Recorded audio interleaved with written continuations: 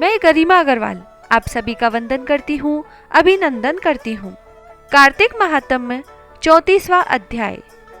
सूत जी ने ऋषियों से कहा प्रसंग बखान, 34वां अध्याय सुनाऊं, दया करो भगवान।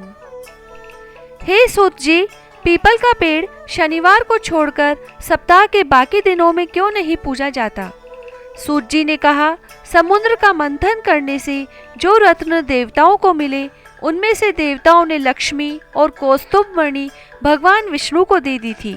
विष्णु भगवान जब श्री लक्ष्मी जी से विवाह करने के लिए तैयार हुए तो लक्ष्मी जी ने कहा, हे प्रभु, जब तक मेरी बड़ी बहन का ब्याह नहीं हो जाता, आप मुझ छोटी बहन से ब्याह कैसे कर सकते हैं? इसीलिए आप पहले मेरी बड़ी बहन का ब्याह करा दीजिए, बाद में मुझसे ब्याह कीजिए, क्योंकि यह प्राचीन नियम है। सूत जी बोले, लक्ष्मी जी के ऐसे वचन सुनकर भगवान विष्णु ने लक्ष्मी जी की बड़ी बहन का ब्याह उद्दालक ऋषि के साथ कर दिया। वह अलक्ष्मी बड़ी कुरूप थी, बड़ा मुख, चमकते हुए दांत, वृद्धा समान शरीर, बड़े बड़े नेत्र और रूखे बाल। महर्षि उद्दालक भगवान विष्णु के आग्रह पर उससे ब्याह कर उसे वेद मंत्रों की ध्वनि से गुंजाते हुए अपने आश्रम में ले आए। वेद ध्वनि से गुंजित, हवन के पवित्र धुएं से सुगंधित उस मनोहर ऋषि आश्रम को देखकर वह बहुत दुखी हुई।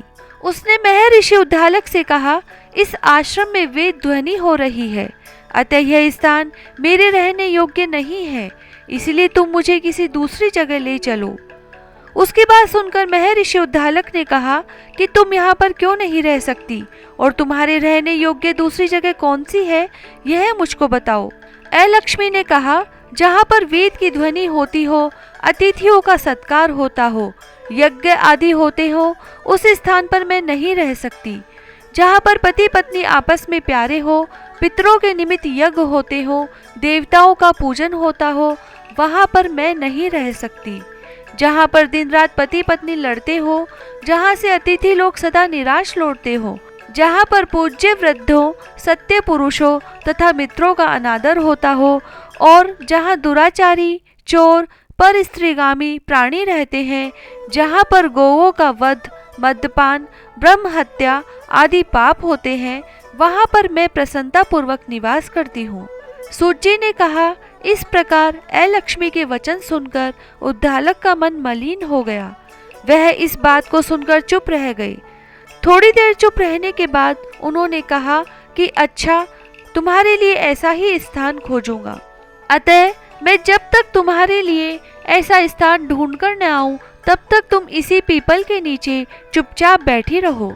सूत जी ने कहा, महर्षि उद्दालक उसे पीपल के नीचे बैठाकर उसके रहने योग्य जगह ढूंढने के लिए चले, लेकिन जब वह बहुत समय तक प्रतीक्षा करने पर भी वापस नहीं लौटे तो अलक्ष्मी रोने लगी। उसका बुरी तरह से रोना लक्ष्मी जी ने बैकुंठ में भी सुना तो वह व्याकुल हो गई। उन्होंने दुखी होकर भगवान विष्णु से कहा, हे प्रभु, मेरी बड़ी बहन अलक्ष्मी पति के त्याग देने से अत्यंत दुखी हो गई है। हे नाथ, यदि मैं आपकी प्रिय पत्नी हूँ तो आप उसे आश्वासन देने के लिए उसके पास चलिए। पत्नी की प्रार्थना सुनकर कृपा सिंधु भगवान लक्ष्मी जी को साथ लेकर उस पीपल के पास गए जहाँ वह बैठी रो रही थी।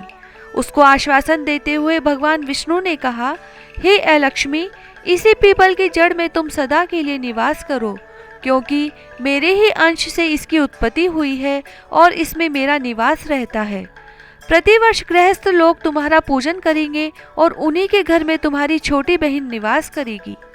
स्त्रियों को विविध प्रकार के उपहारों से तुम्हारी पूजा करनी चाहिए। मनुष्य को चाहिए कि वह पुष्प, धूप, दीप, गंध आदि से तुम्हारी पूजा करे, तभी लक्ष्मी जी उन पर प्रसन्न होंगी। सूत जी ने कहा, भगवान श्री कृष्ण, सत्यभामा तथा पृथु और नारद का संवाद तुमको सुना दिया, जिसके सुनने से ही मनुष्य के सब पाप नष्ट हो जाते हैं और उसे बैकुंठ की प्राप्ति होती है। तुमको जो पूछना हो पूछ सकते हो, उसे मैं विस्तार से कहूँगा। सूत जी की बात सुनकर शौनकादिक ऋषि महर्षि थोड़ी देर तक प्रसन्न चित्त से वहाँ बैठे रहे। बाद में वह श्री बद्रीनारायण जी के दर्शन को चल दिए। जो प्राणी इस कथा को सुनता है और दूसरों को सुनाता है वह संसार में संपूर्ण सुखों को प्राप्त करता है। 34वां अध्याय समाप्त। जय श्री राधे।